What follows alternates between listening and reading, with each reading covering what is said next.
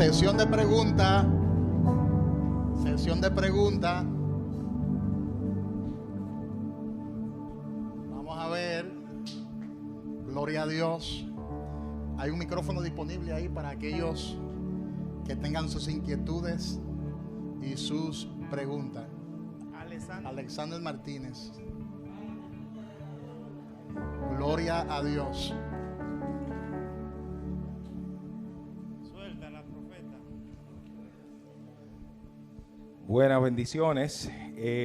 Yo creo que estos temas, a mí, la palabra de Dios me apasiona. Pero estos temas, este tema en específico a mí me encanta, me apasiona mucho. Lo digo porque yo encuentro mucha identidad. Cuando alguien me dice a mí, mira, tú, como usted dijo, pastor, yo nací desde la eternidad en el pensamiento de Dios. Ya yo siento, bueno, yo tengo identidad, yo soy hijo de Dios, ¿no? Y mi pregunta era, porque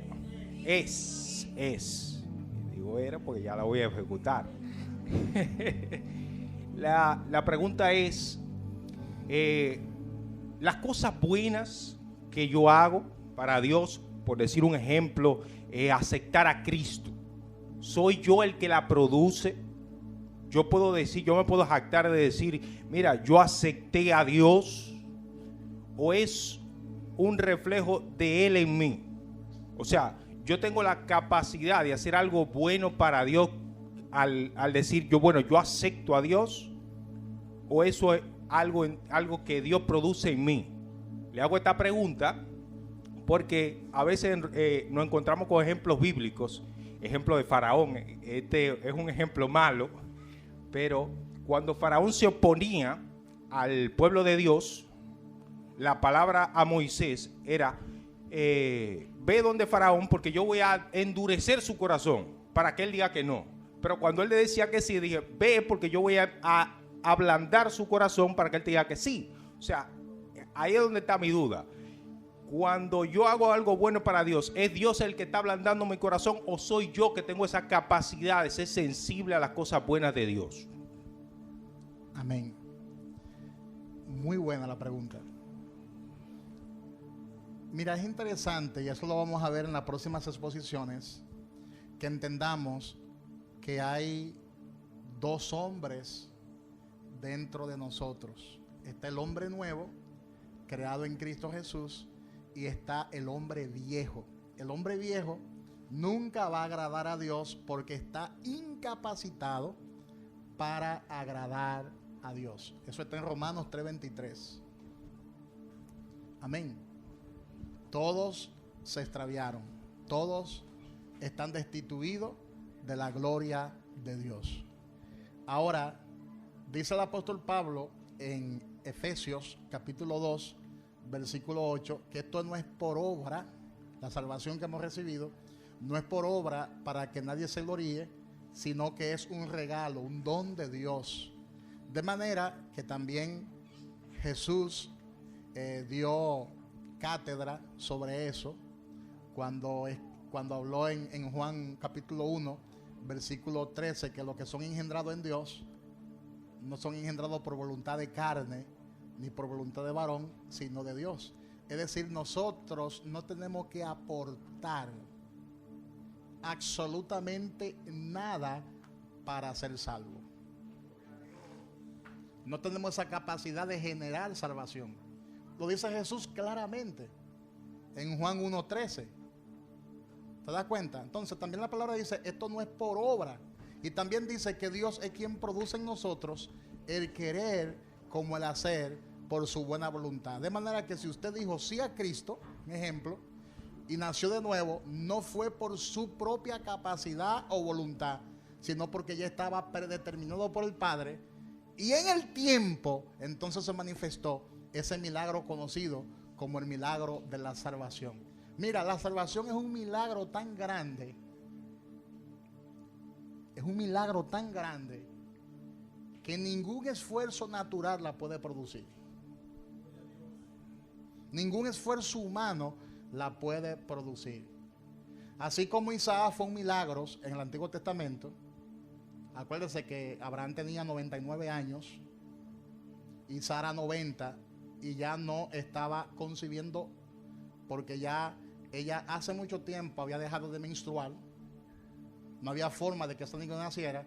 Y así como Isaac nació como resultado de un milagro de Dios, y así como Jesús nació biológicamente como resultado de un milagro de Dios, porque nadie empreñó a María, fue el Espíritu Santo que hizo sombra sobre ella, de manera que los que nacen de nuevo también es un milagro de Dios. O sea, nada usted puede hacer ni yo puede hacer para recibir salvación. Eso es un regalo de Dios. Amén. Amén. Amén. Para aportar algo sobre lo que usted expuso hoy, hace mucho tiempo el Señor me dio una palabra y está más claro, y te voy a aportar a ti también un poquito de luz.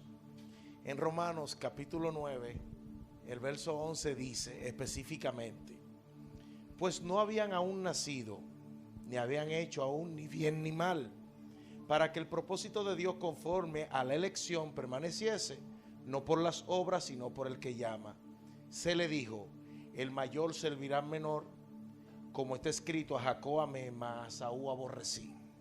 Pero aquí hay algo más poderoso, que dice que aún Isaac y su mujer no se habían conocido, y ya Dios había predestinado a Jacob. Desde antes que su papá y su mamá se conociesen, ya Jacob era el favorito de Dios. Es decir, que si usted está sentado en esa silla y yo, y estamos escuchando la palabra de Dios y nacimos de nuevo, fue porque a Dios le dio la gana. El que se pierde porque Dios quiere, y el que se salve porque Dios quiere. Amén. Aplaude al Señor.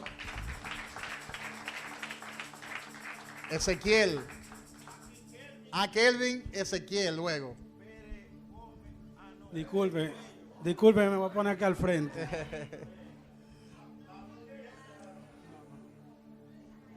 Dios le bendiga a mis hermanos. Amén. Dios le guarde. Quiero que con esta pregunta que voy a hacer aquí no malinterpreten que no sigo los reglamentos que el pastor nos enseña a través de la palabra. Porque en mis oraciones para la gloria de Dios, en mis oraciones, siempre presento a mis pastores, porque ellos son los ángeles que el Señor pone ahí para que nos doctrinen a través de esta. Ahora bien, este mensaje, esta enseñanza que no ha terminado, es fuerte, lo sabemos, es fuerte. Y a veces vivimos un poquito confundidos. Y yo, como con Sommer, Alexander y Edgar, que son con los que más comparto, tenemos un tema muy profundo con esto, un debate. Ahora bien, mi pregunta es la siguiente, y no quiero que entiendan ni crean que estoy en contra de mi pastor. Perdón. Dale. No, perdón, que hay mucha gente que no son maduras para entender esto. Y no quiero que vayan a interpretar que estoy en contra de mi pastor, no. Yo estaba confundido con algo, pero ahora voy a leer este verso bíblico, que lo hemos tratado, a ver que el pastor me lo descifre ahí. ¿Qué sale de ahí? Déjame agarrártelo para que tú lo leas con el micrófono. Es en Hebreo, capítulo 2, versos 1, 2 y 3. Lo voy a leer. Déjamela a mí, por favor, la Biblia. Esto no es emocional. Esto es que yo entendí la palabra, pero también tengo un poquito de confusión. Dice, Hebreos 2, 1, 2 y 3. Dice, por tanto, es necesario que con más diligencia atendamos a las cosas que hemos oído, no sea que deslicemos. Porque si la palabra dicha por medio de los ángeles fue firme y toda transgresión y desobediencia recibió justa retribución, ¿cómo escaparemos nosotros si descuidamos una salvación tan grande, la cual, habiendo sido anunciada primeramente por el Señor, no fue confirmada por los que oyeron? Muy interesante versículo de la palabra, o versículos de la palabra. Aunque no es el tema en cuestión, pero se relaciona con el tema de la salvación, porque hay una disputa. Hay un grupo que dice que la salvación no se puede perder, y hay otro grupo que dice que la salvación se pierde. Esa es la discusión de años. Y hay dos grupos que están en constantes discusiones con relación a ese tema. Amén. De manera que están los que se identifica que sí se pierde y están aquellos que dicen que no se pierden.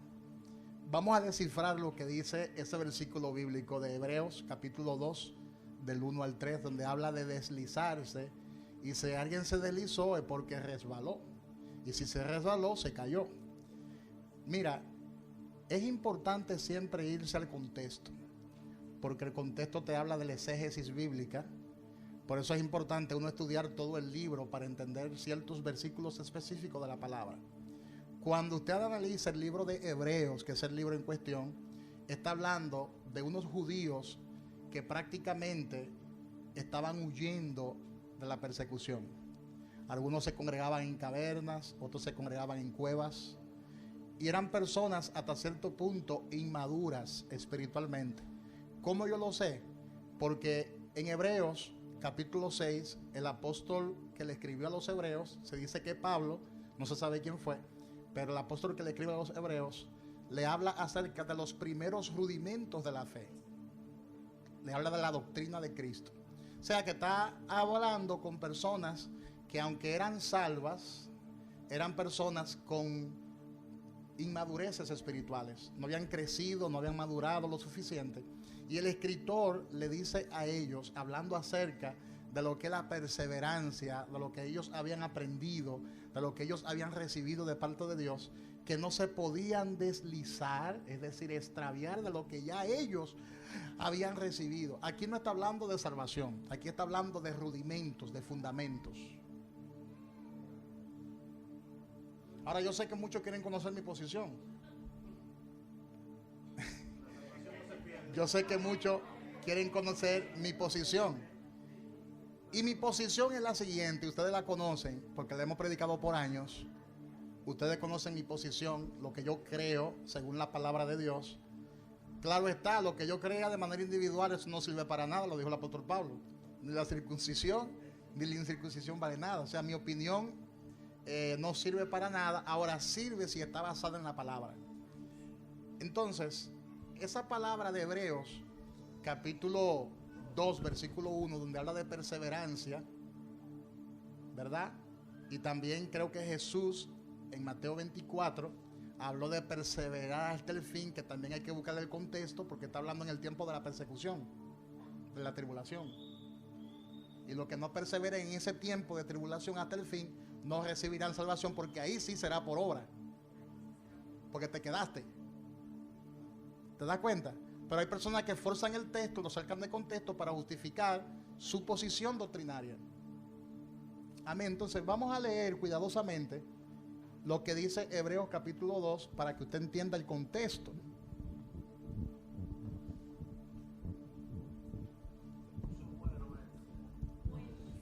Aquí no hay hambre, nos fuimos más al alto.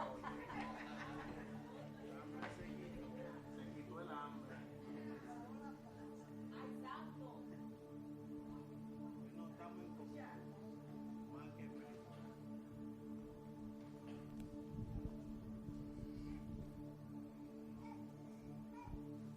Dice Hebreos capítulo 2, versículo 1: por tanto es necesario que con más diligencia atendamos a las cosas que hemos oído, no sea que nos deslicemos. ¿Atendamos a qué? a lo que hemos oído. A lo que hemos oído. ¿Y qué es lo que hemos oído? Los rudimentos de la fe, la palabra de Dios, la doctrina de Dios, para que no nos deslicemos de que de esa doctrina. Amén. Porque si la palabra, ¿te das cuenta? Porque si la palabra dicha por medio de los ángeles fue firme, y toda transgresión y desobediencia recibió justa retribución, ¿cómo escaparemos nosotros si descuidamos una salvación tan grande? Da la noción o la idea de que si descuidamos la salvación, que es una salvación tan grande, hay posibilidad de que la perdamos. Le voy a dar cuál es mi posición. Aunque se lo voy a enseñar cucharita por cucharita, pero se lo voy a dar cuál es mi posición, para que nadie salga por de aquí con lagunas, ¿verdad?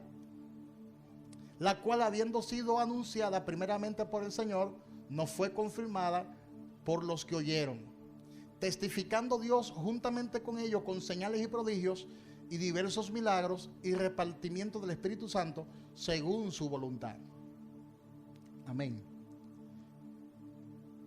Escuchen cuál es mi posición escritural. El que nace de nuevo, el que nace del agua y del Espíritu y logra nacer de nuevo, difícilmente pierda la salvación. Pero hay excepciones. Y creo que es una sola excepción que hay, porque es escritural, hay excepciones. Y es una excepción. Y se lo voy a enseñar después con lujo de detalle. No creo que el que nace de nuevo pierda su salvación por un pecado, por 2 pecados, por 3 pecados, por 100 pecados, por 200 pecados. No creo que sea tan fácil perder la salvación. Ahora bien, hay personas que lamentablemente no logran nacer de nuevo. Uno piensa que sí, porque están en la iglesia, porque levantan sus manos, porque glorifican al Señor, porque diezman, porque ofrendan. Y uno piensa que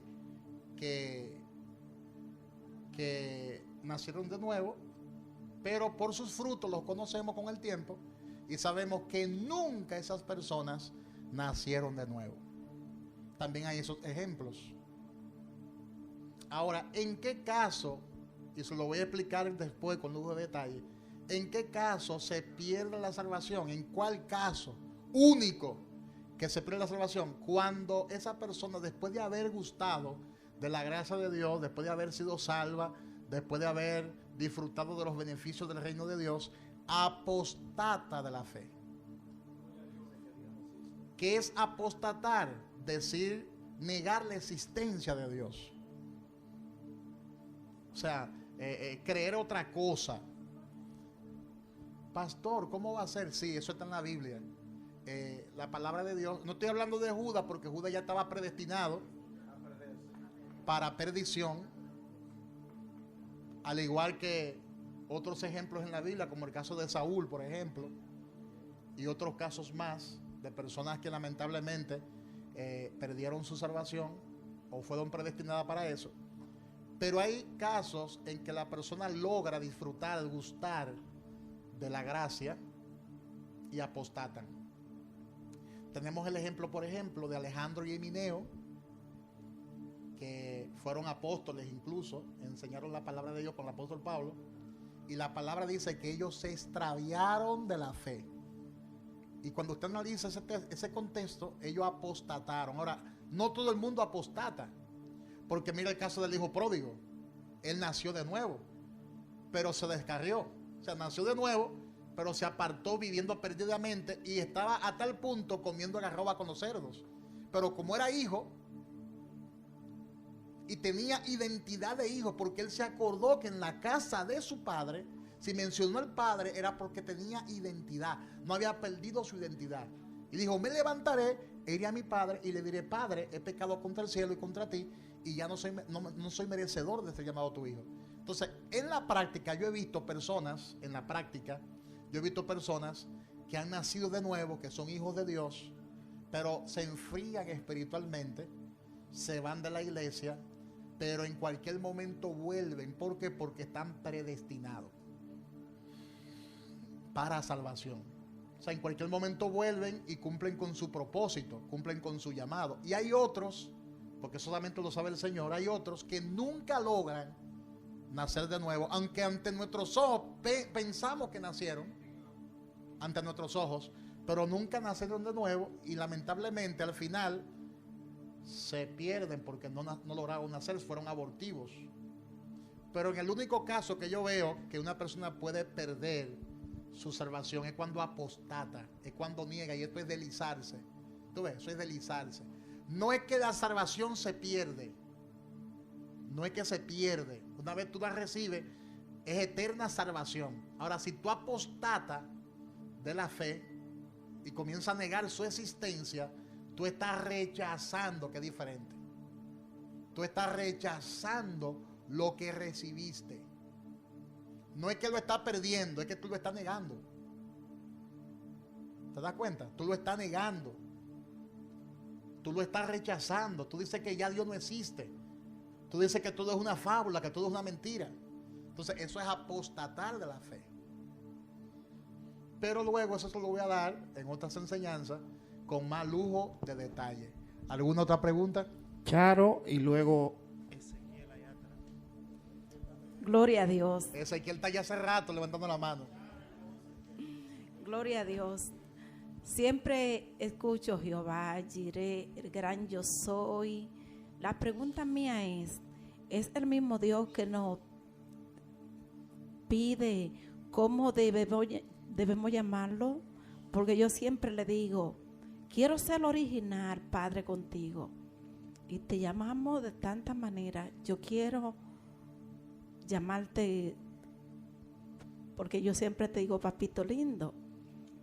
Él me dijo el jueves a las 2 de la mañana que lo llamara a Adón. Yo quiero saber qué significa. Bueno, Adón es un abreviado de Adonai. Y Adonai es el Señor, el Elohim.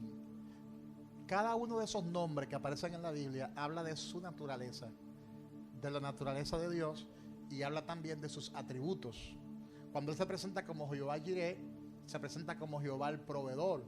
Cuando Él se presenta como el Shaddai, se presenta como el sustentador o el todopoderoso. Cuando se presenta como el Elohim, como el Adonai, se está presentando como el creador, el padre de toda la creación. Cuando se presenta como estandarte, se presenta como el escudo, como la bandera. Cuando se presenta como Shama, se presenta como el sanador. O sea, cada nombre lo que está revelando es parte de su naturaleza. Amén. Entonces, cuando Él te quiere revelar uno de sus atributos, Él te dice, quiero que me llame por tal nombre, porque Él te quiere revelar esa área de sus atributos. Sí, Dios le bendiga y acompañe a todos. Amén. Estamos hablando de salvación, propósito, salvación. Y llegaba a mí, ahorita cuando usted predicaba, Jesús dice, yo soy el camino, la verdad y la vida. Y nadie va al Padre si no es por mí. Le dijo a Nicodemo, si tú quieres lograr la salvación, tiene que nacer de nuevo. Tiene que nacer del agua y del Espíritu. Mi inquietud, yo sé que está también relacionada con alguna persona acá y fuera también. Nosotros en la tierra tenemos un grupo de religión como los adventistas, los bautistas, los católicos, los mormones. Los adventistas tienen su parámetro que tú debes de cumplir el sábado.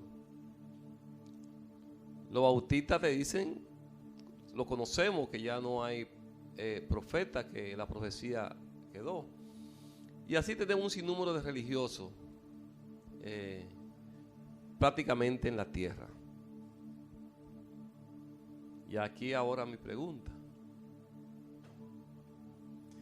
La salvación viene de Dios y llega a Dios.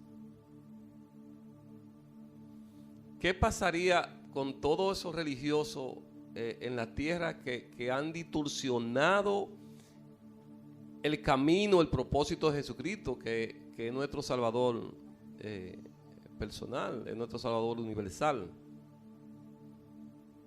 ¿Qué pasaría con esos sinnúmeros de religiosos que han distorsionado, pastor, esa parte de la salvación y el propósito de Jesucristo? Excelente observación y pregunta.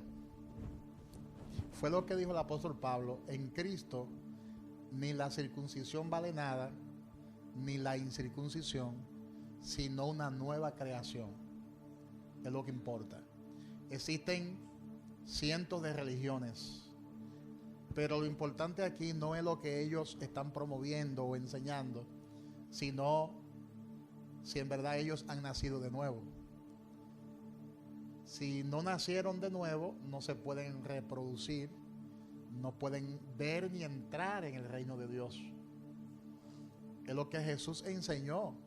Y se lo enseñó precisamente al representante de la religión de su época, que fue Nicodemo. Nicodemo pertenecía al Sanedrín, la institución religiosa más prestigiosa que existía en esa época. De manera que Jesús no está hablando con un ignorante de la ley, está hablando con un doctor, con un profesional de la ley religioso. Y Jesús le dijo, mira, tu montón de creencias religiosas no hará que tú veas el reino de Dios, ni entre en él.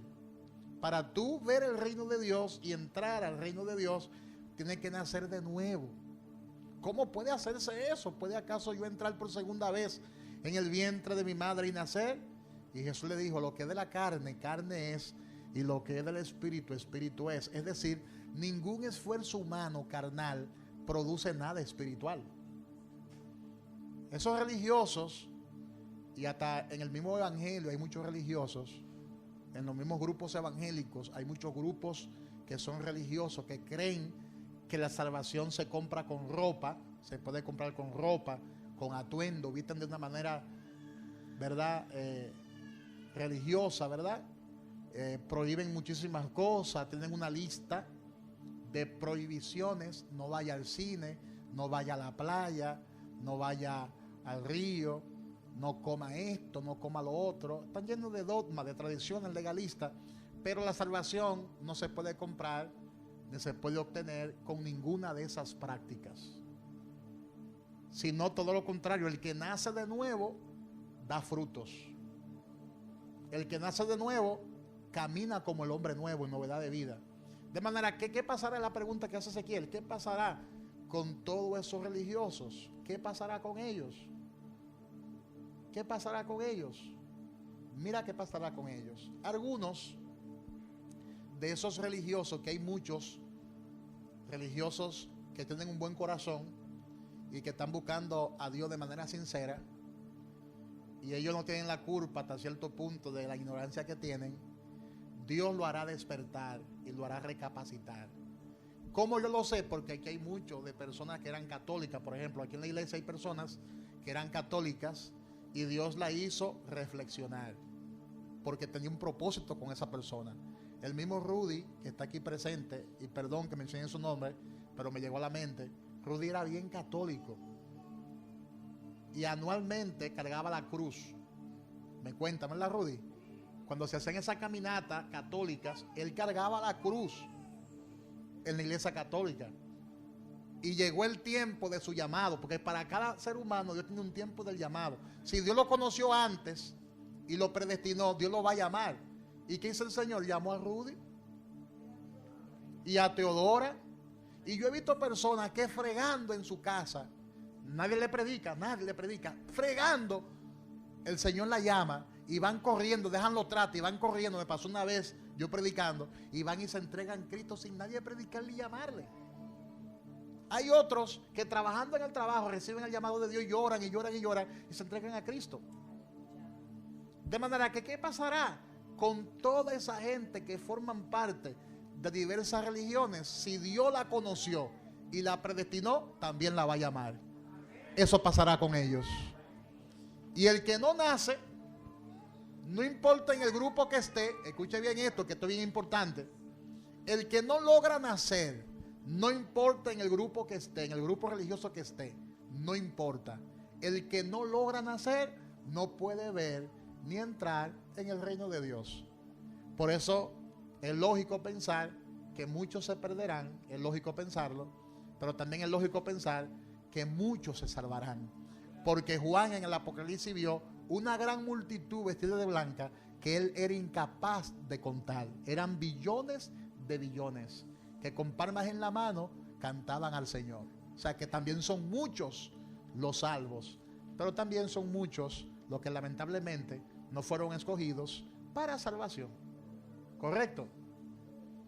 Amén, Ezequiel. Aquí hay una pregunta, la hermana acá, que está al lado de Karina. Gloria a Dios. Buenos días. Amén. Bendiciones. Amén. Era una pregunta, Ok. pero es algo que le estaba comentando a Karina, Ok. que cuando el Señor llama a uno, nadie tiene que llevar a uno a la presencia. Así es. Le decía que muchas veces fui invitada aquí a la iglesia. Amén. Me decían, te voy a pasar a buscar, te voy a traer. Recibí muchas invitaciones. Correcto. Incluso de parte de mi esposo, porque él venía aquí a la iglesia. Correcto. Entonces, cuando el Señor llama a uno, no viene solo. Así es. Así es. Sí. Lo importante es permanecer. Amén. Y nada, y seguir para adelante. Amén. Ella está confirmando con ese testimonio lo que hemos venido enseñando. Mira, cuando Dios te llama, nadie se puede resistir a esa voz. Por eso yo no estoy de acuerdo con la manipulación. Personas que cuando vienen a una iglesia lo obligan prácticamente a pasar, y la gente ya, para quitarse a la gente de encima, viene, pasa, hace la oración de fe, y eso es fabricar cristianos. Yo le llamo a eso fabricar cristianos, pero son cristianos falsos.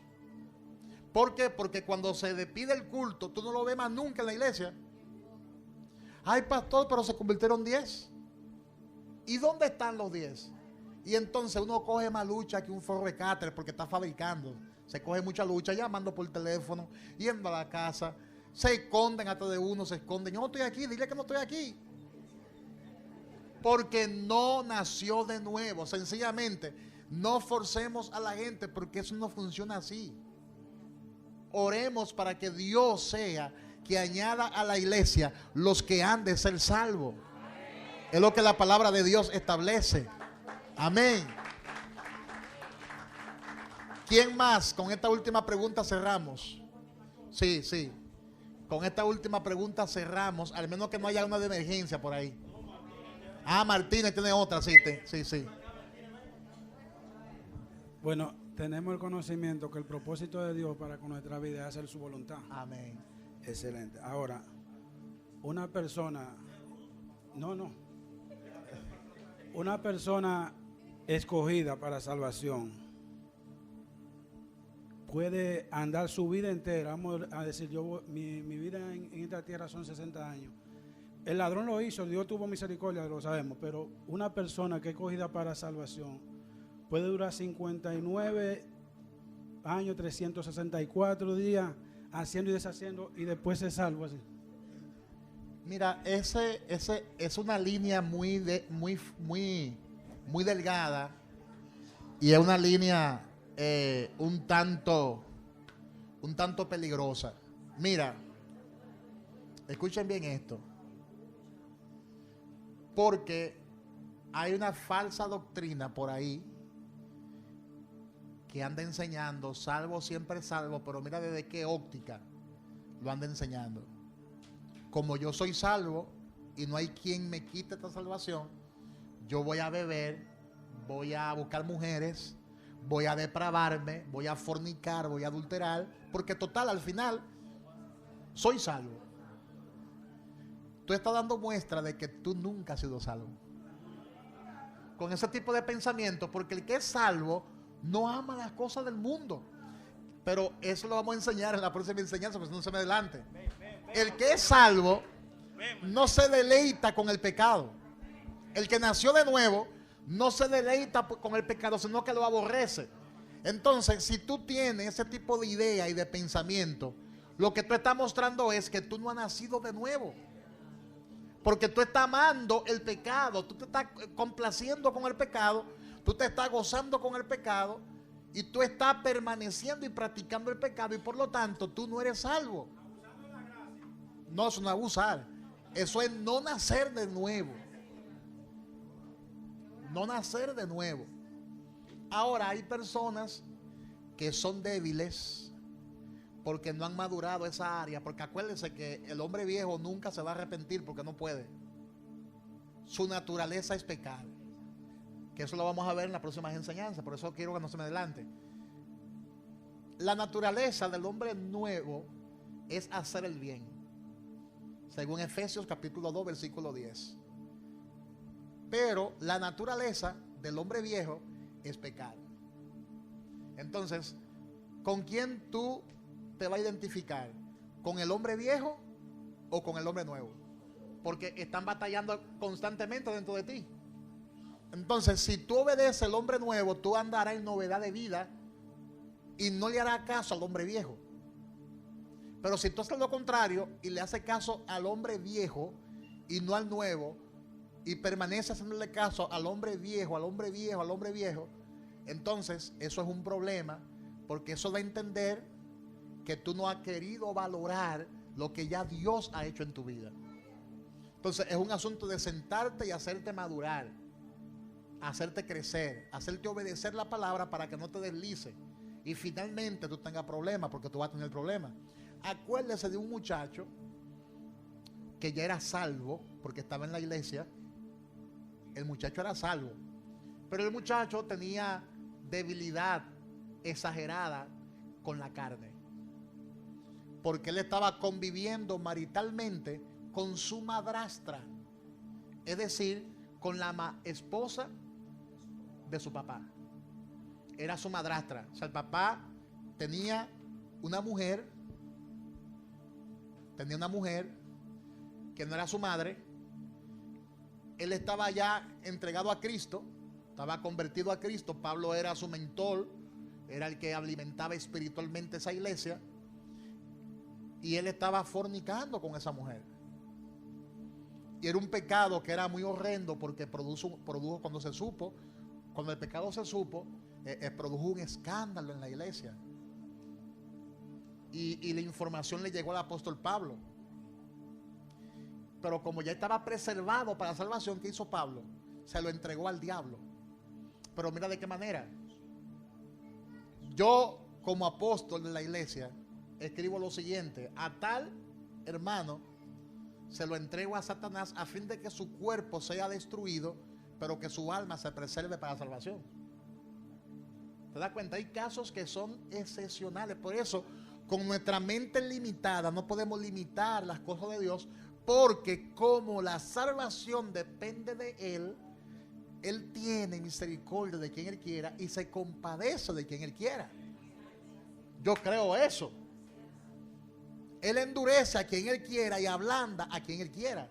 Entonces, si fuéramos nosotros, a ese muchacho lo hubiésemos mandado al infierno. Si fuéramos nosotros, ¿sí o no? Porque él se merecía el infierno.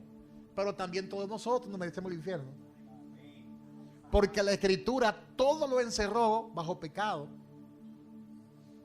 Todo lo encerró bajo pecado. Y eso no significa que no exista un pecado más grande que otro. Sí, es una fábula también que se ha enseñado. No, que todos los pecados son iguales ante los ojos de Dios. No. Y se lo muestro con la Biblia. No todos los pecados son iguales. La Biblia dice: 6 cosas aborrece Jehová y una abomina su alma. Es decir, si de 7 pecados hay 6 que él aborrece, pero uno abomina, es porque hay niveles de desobediencia. ¿Te das cuenta? No es lo mismo una mentira que una violación a una niña menor. No es lo mismo, el pecado no es igual. Claro, ambos son pecados, pero las consecuencias y los daños no son los mismos. Si el hombre es capaz de establecer justicia y justa justicia, metiéndole a un agresor 5 años y a otro 30, ¿tú crees que Dios es injusto? O sea, no crea que todos los pecados son iguales. Eso es una mala enseñanza que nos han dado. Como pastor, te voy a dar otra base bíblica. La palabra dice: si los pecados de Sidón fueran como los de Sodoma y Gomorra, yo hubiese tenido de ustedes misericordia. Pero esos pecados de Sidón eran peores que los de Sodoma y los de Gomorra. O sea, Dios establece diferencia de pecados, señores. Yo no sé de dónde salió eso, de que todos los pecados son iguales ante los ojos de Dios. No. Entonces ese pecado que ese joven estaba cometiendo no era un pecadito cualquiera. El Señor se lo entregó a Satanás a fin de que su cuerpo sea destruido, y el tipo murió y su alma sea salvada, preservada. Hay pecados que llegan a la misma presencia de Dios rápidamente. Entonces es importante que todos esos temas que causan muchas preguntas, nosotros lo analicemos, lo estudiemos, lo clarifiquemos, porque así uno crece espiritualmente. Voy a intentar hacerlo lo más pronto posible, ¿no? Pero era un aclarándum que tenía con relación el caso de Himeneo y Alejandro, porque a mí me llama la atención que estas dos personas, siendo apóstoles de Dios, pierden su salvación, pero el caso puntual es que ellos dijeron una supuesta revelación, que Jesucristo había llegado nuevamente por segunda vez. Apostataron. Entonces, yo quería que nos aclarara un poquitico de una forma rápida y pronta, porque a veces es hacer el aclarando de que una persona, estando predicando, parándose en un altar, llevando un mensaje al pueblo, por una supuesta revelación que escuchó en un libro apócrifo, que escuchó por aquí, algo que no es escritural, te puede quitar la salvación, y tenemos que ser cuidadosos con eso. Yo quería, mis hermanos, hacer esta aclarando, no es para cosas, sino por la importancia de aferrarnos al canon de la Biblia, a lo que Dios dice. Es cierto que hay revelaciones, que Dios te puede revelar, pero nada puede estar basado a algo que no está escritural. Y quería, como padre de la casa, que usted nos aclarara ese punto, pastor. Hay muchas personas que después de haber conocido la verdad han apostatado.